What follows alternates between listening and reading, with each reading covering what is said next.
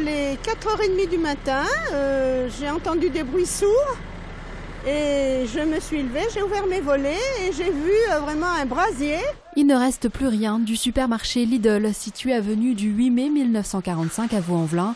Tôt dimanche matin, un incendie a complètement ravagé les 1500 mètres carrés de la surface commerciale, nécessitant d'importants moyens. Nous avons dû procéder à des trouées afin d'accéder au sinistre, ainsi que des moyens aériens. Au plus fort de l'opération, 50 sapeurs-pompiers ont lutté contre l'incendie au moyen de 14 engins, dont 2 échelles aériennes, pour pouvoir lutter contre ce sinistre. Ce matin, des experts ont été dépêchés sur place pour déterminer les causes du sinistre. La semaine dernière, l'enseigne avait déjà été victime d'un feu d'origine criminelle. Le bâtiment a aussi été placé sous surveillance car il menace de s'effondrer. On a un mur qui sépare le bâtiment commercial de la réserve, qui est même fendu sur toute sa hauteur. Donc effectivement, de l'extérieur, on peut avoir l'impression que le bâtiment est sauvegardé. Pour autant, de l'intérieur, il est entièrement détruit, sauf les parties, comme je vous l'ai signalé, qu'on a pu préserver. En effet, la pharmacie attenante au bâtiment ainsi que la réserve ont été épargnés. Les 20 employés du magasin ont quant à eux été transférés vers d'autres Lidl de la région. Un mois après la mort de 4 personnes, un avion s'est à nouveau crashé hier en fin de journée. Parti vers 16h30 de l'aéroport de Bron, un Cessna s'est écrasé dans un champ près de Romans-sur-Isère, dans la Drôme. Il a heurté sur son passage une ligne électrique.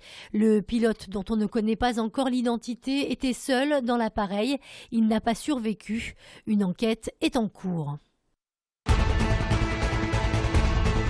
Fini les bouchons pour les bus C24 et 73. Depuis ce matin aux heures de pointe, ces 2 lignes TCL empruntent une voie spéciale bien plus rapide. Son nom, l'Éole, comme ligne express de l'Ouest lyonnais. Et cette ligne express de l'Éole, sur un trajet de 45 minutes, va permettre de gagner 15 minutes. Donc vous imaginez qu'à l'heure de pointe, et peut-être même bien plus à l'heure de pointe d'ailleurs, chaque fois qu'il y a des bouchons, les gens sont capables de gagner beaucoup de temps et c'est ce qui les intéresse. Les travaux réalisés ont permis de créer 4,5 km de voies entre Craponne et Francheville sur l'ancien tracé du chemin de fer. Ainsi, les usagers qui viennent de Grézieux pour la ligne C24 et de Brinda pour la ligne 73 vont désormais gagner un temps précieux pour rejoindre Gorge-de-Loup, le terminus. Le matin ou le soir aux heures de pointe, effectivement, il y a des bouchons. Ça peut être très très long. Tourette, Gorge-de-Loup, on met normalement 20 minutes. Ça peut arriver qu'on mette 3/4 d'heure à 1 heure selon la circulation. Et la polémique suscitée par la création d'une route spécialement pour les bus au détriment de la nature semble aujourd'hui bel et bien terminée. Des arbres ont été replantés, des murs en pierre de taille ont été faits. Enfin, je veux dire que la qualité des quartiers a été non seulement préservée mais valorisée. Coût total de l'opération, 13,5 millions d'euros. Décidément, il était dit que cette saison allait être galère pour l'OL, car même lorsqu'il gagne, comme ce fut le cas il y a 2 jours contre Guingamp, 2-0, les pépins continuent de s'accumuler. Samedi, Anthony Lopez s'est fracturé 2 vertèbres et Maxime Gonalon souffre d'un traumatisme à la jambe droite et d'une légère entorse. Le capitaine de Lyon est incertain pour le derby dimanche à Saint-Etienne et loupera le déplacement à Rijeka jeudi. Pour Anthony Lopez, c'est bien plus grave, le jeune gardien sera absent 2 mois minimum.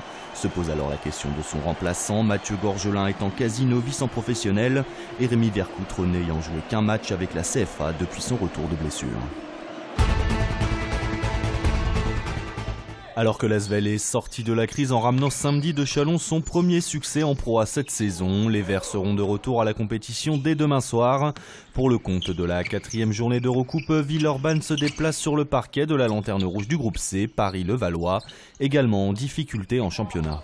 On voit Daniel Lewin peut-être pas avoir le rendement qu'il devrait avoir.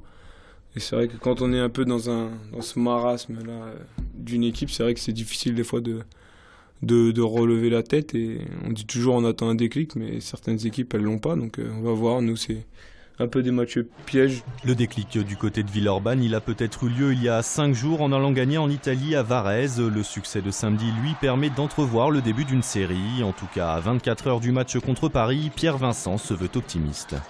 Je considère que là on a trouvé un bon équilibre dans la façon de s'exprimer, dans la volonté d'aller vite dedans, de ne pas jeter les balles n'importe comment, de s'appuyer sur nos points forts, de chercher un jeu collectif un peu plus léché.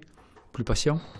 Donc c'est mieux. Pour le moment, l'Asvel est première ex-aequo de son groupe avec 3 autres équipes. Une victoire demain et une première option serait prise pour la qualification au tour suivant. Coup d'envoi de la rencontre, 19h30.